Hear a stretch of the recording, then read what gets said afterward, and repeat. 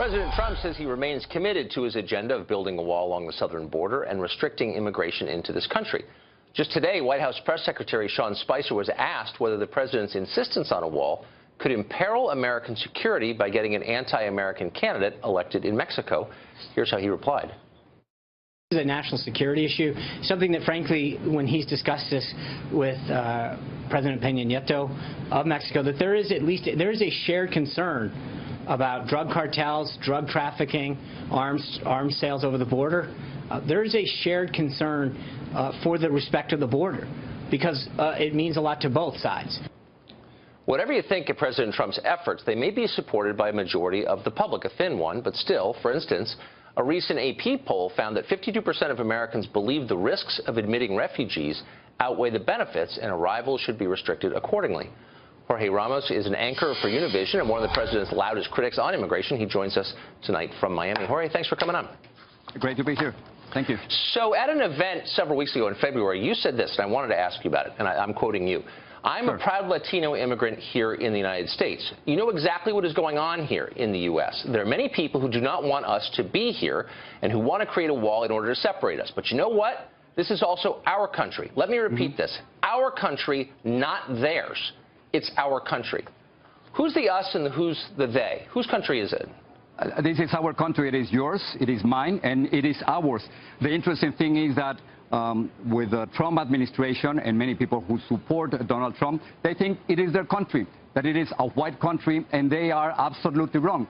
This is not a white country. This is not their country. It is ours, and that's precisely what I'm saying. Look, in 2044, in 2044, this country, the white population will become a minority. It will be a minority-majority country. That's precisely what I'm saying. Latinos, Asians, African Americans, and whites. It is our country, Tucker. Right. Yeah. Well, let me just point out that you are white. Obviously, you're whiter than I am. You've got blue eyes. So, I mean, I don't know exactly what you mean by white or Latino, but let me just ask you again to explain our country, not theirs. Who is they? Whose country is it not?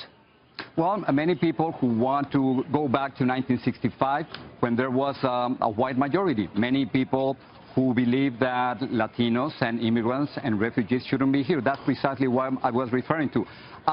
So it's not their country? Before the election, belong to those people? What are you saying? Well, it's also their country, but it's not only their country. Right. We have to understand that this is a multicultural, multiracial country, and we have to live and be tolerant. And that's exactly what I was referring to. Well, I certainly agree with that. Now, I don't want to bring this to race. You did, so I'm going to follow up on that. You have posited yourself as the leader of Latinos, and I'm not exactly sure what that word means. So Latinos seem to encompass, I don't know, German Guatemalans and Italian Argentines and Afro-Cubans and non-Spanish speaking Peruvians and, I don't know, blue-eyed rich Mexicans like you. What do those groups have in common exactly? Well, what we have in common is that mostly that we come from a region in the world, Latin America, and there are many differences.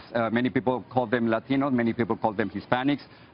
We tend to speak more Spanish at home than others. We have not only hundreds but thousands of mass media in our own language, in contrast with what happened with Italians or Europeans before us. So in other words, it's a kind of immigration that has a distinct characteristics that others didn't have before. But what is distinct, again, just to be totally clear, if I am a non-Spanish speaking Brazilian, I speak Portuguese, I'm a non-Spanish speaking Peruvian, I'm 100% German, but I live in Guatemala, and there are a lot of them there, as you know. There are also a lot of 100% Italian people in Argentina. There are a lot of African Latin American Cubans. What do they have in common? A lot of them don't like each other. They don't speak the same language. They have very different cultures. I don't understand why they're under one heading. It's not really that complicated. It's simply a matter of a country of origin, either for you or for your family.